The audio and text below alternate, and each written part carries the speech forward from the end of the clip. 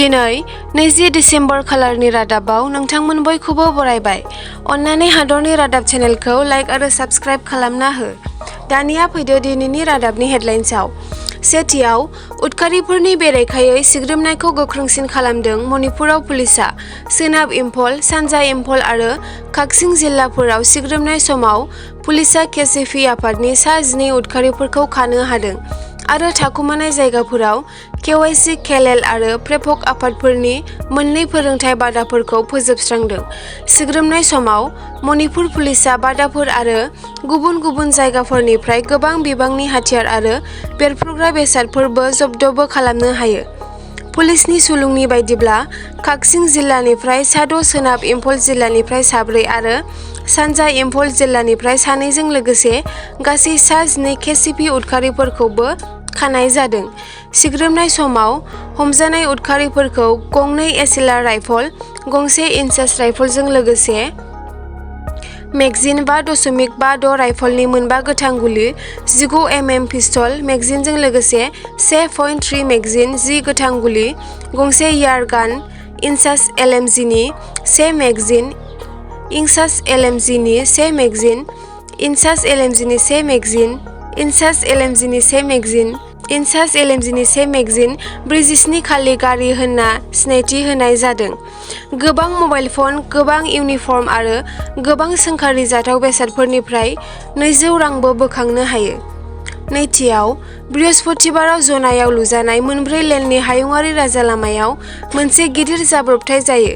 बृहस्पतिबारनि फुङाव माहारियारि राजालामायाव गंसे गिदिर पाक्का दालांआ गोग्लैयो, जाउनाव गोबां गारिफोरा गोबां घन्टासिम थाबथानानै थानो गोनां जायो, जायनि जाहोनाव लामायाव दावबायग्रा दावबायारिफोरा भुगिनांनो गोनां जायो। बे समावनो अजद दैखांनाय जादों दि बे गिख्रंथाव जाथाया हारियानानि मोनसे लामा बानायग्रा कम्पानि कालुवाबालानि सांग्रांथि गैयैनि थाखाय जादों, जाय लामा बानायनायाव लोब्बा दं।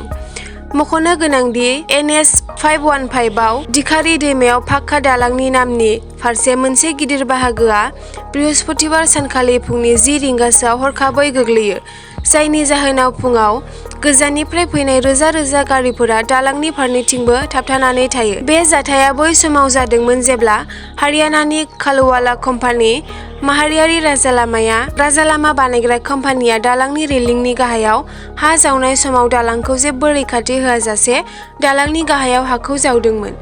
बेराफारसेथिं थाबथानानै थानाय दावबायारिफोर आरो सालायगिरिफोरा अजद होदों दि हायुंआरि राजालामा बानायग्रा एजेन्सिनि आबुङै सांग्रांथि गैयैनि थाखायबो बे जाथाया जादों।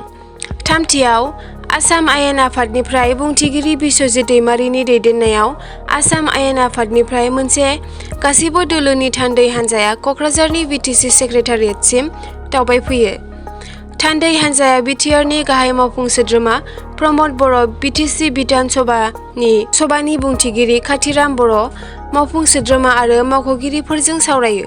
बे सावरायनाया फैगौ बोसोरनि फेब्रुवारियाव क'क्राझाराव जानो गोनां सानसेनि बाजेट जथुम्मानि थियारिफोरनि सायाव नोजोर लाखियो। सावरायनायनि उनाव थान्दै हान्जाया दिग्लि बिसमुरियाव भारत-भुटान सिमाखौ नायदिंहैयो आरो सिकनाझार हायुंआरि पार्कनि गेजेरजों भुटानखौ फोनांजाबनाय लामा लुनाय मावथांखिखौबो नायबिजिरो। बिथांमोनहा ओनसोलारि फोनांजाब आरो बिथायारि सानज'थायखौ बांहोनायनि गोनांथिनि सायाव बोलो होनानै सामथाइबारि चिरांनिफ्राय गेलेफु भुटानसिम थांनाय लामानि थासारिखौबो नायबिजिरो।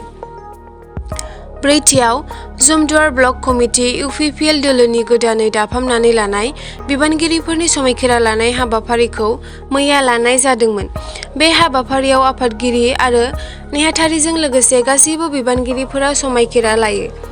मिरु इउपिपिएल दोलोनि बिथोन बायदियै इउपिपिएल दोलोनि गासैबो कमिटि दाफामफिननाय हाबाफारिया सोलिगासिनो दं।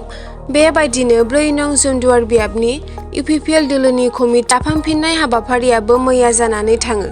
बेबादिनो आफादगिरि महरै मुस्रि सुलेमान नार्जारी, जेनेरेल सेक्रेटारि हिसाबै बनजार नार्जारी आरो जेनेरेल सेक्रेटारि हिसाबै अनिल मुर्मुखौ दोननाय जायो।